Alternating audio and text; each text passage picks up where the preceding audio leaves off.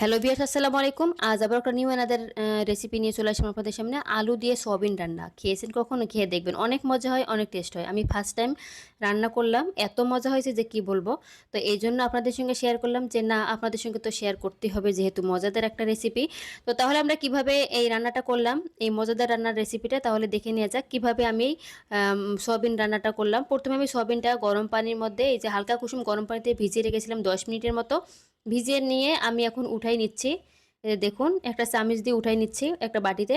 তো উঠাই নিয়ে লবণ হলুদ দিয়ে মেখে আমি এখন তেলের মধ্যে একটু ভেজে নিব, যেন সয়াবিনের জন্য পানি না থাকে। তো পানিটা শুকিয়ে যায়। এইজন্য আমি এভাবে আরকি ভেজে নিব সয়াবিনটা। অবশ্যই এভাবে ভেজে নিতে চেষ্টা করবেন।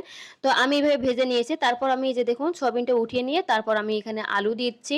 আলু দিয়ে আমি আলুটা লবণ হলুদ দিয়ে মেখে এভাবে ভেজে নিচ্ছি তেলের মধ্যে। এই তো আমার আলু সয়াবিনটা ভেজে নেওয়া হয়ে গিয়েছে। তো আলু সয়াবিন রান্না করার জন্য যেসব উপকরণ লাগে সেগুলো নিয়েছি আমি পেঁয়াজ কুচি পরিমাণ মতো, নিয়েছি আদা রসুন পেস্ট, হলুদ, লবণ পরিমাণ মতো করে, নিয়েছি লাল মরিচের গুঁড়া। আর এখানে রান্নার জন্য আমি এখানে একটা কড়াই বসিয়ে দিয়েছি, যে দেখুন সেখানে দিয়েছি আমি পরিমাণ মতো রান্নার রেগুলার তেল, দিয়েছি একটা শুকনো মরিচ ২ টুকরা করে দিয়েছি।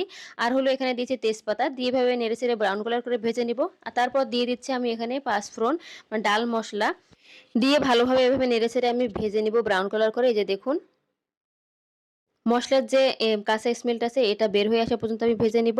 আর আমার এখানে ভেজে নেওয়া হয়ে গিয়েছে পেঁয়াজটা ব্রাউন কালার। তো ভেজে নেওয়ার পরে আমি এখানে দিয়ে দিলাম হলো শুকনো মসলাগুলোর উপকরণ। এই যে আমি এখানে শুকনো মসলাগুলো দিয়ে এভাবে নেড়েচেড়ে কষিয়ে নিচ্ছি। পানি দিয়ে গুলিয়ে দিয়েছিলাম যেন পুড়ে না যায় এইজন্য। শুকনো মসলাগুলো দিলে হবে কি যে পুড়ে যাবে।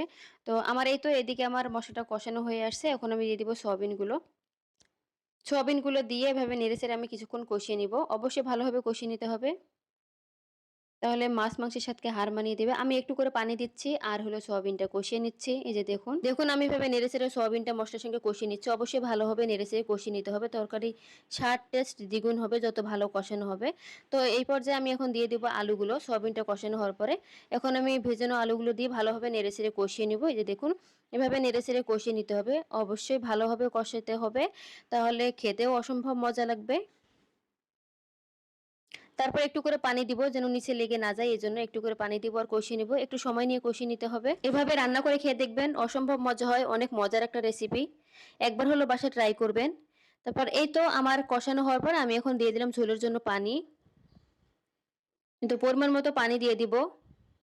এই তো ঝোলের জন্য পানি দিয়ে আমি এভাবে নেড়েচেড়ে দিচ্ছি। আর এই যে দেখুন আমার বলক উঠে আসছে তরকারিতে। আর এই যে দেখুন আমার রান্না প্রায় হয়েই এসেছে। এই যে দেখুন আমার ঝোলটা একেবারে গাঢ় গাঢ় হয়ে আসছে। এই পর্যায়ে আমি নামিয়ে নিব।